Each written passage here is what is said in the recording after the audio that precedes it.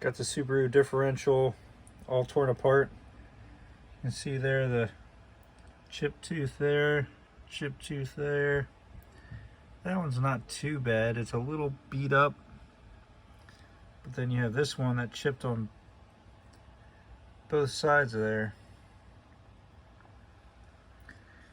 So it makes me wonder. I also have this diff here was in for the first two brakes.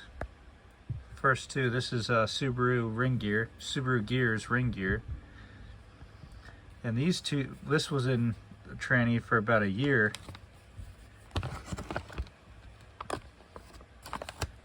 And those teeth look really good. See the markings on there? Maybe some sort of gear treatment or polishing. If anybody knows anything about those out there that might improve the strength of these gears. I know they have some different treatments you could do. See all those casting marks or whatever they are? It's on every tooth. But this one was in the buggy for the first two brakes of the pinion, and this one still seems really good. But I wonder too, what should the spider backlash be? See that backlash there? That maybe I had excessive backlash in this trans, because I think this one did have high mileage. But I'm not 100% sure. The guy I bought it from didn't know what the exact mileage was, or any idea. I couldn't find any cracks or anything on the housing.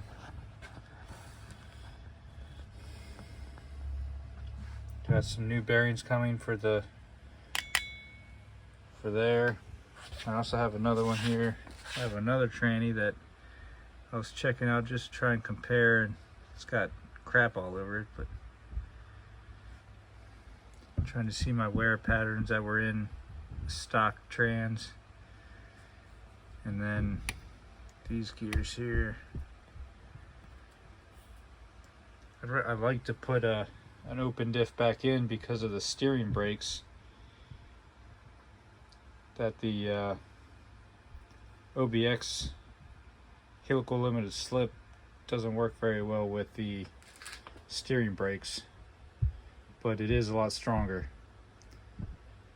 Maybe some coatings or special rem polishing on these might help the strength and longevity.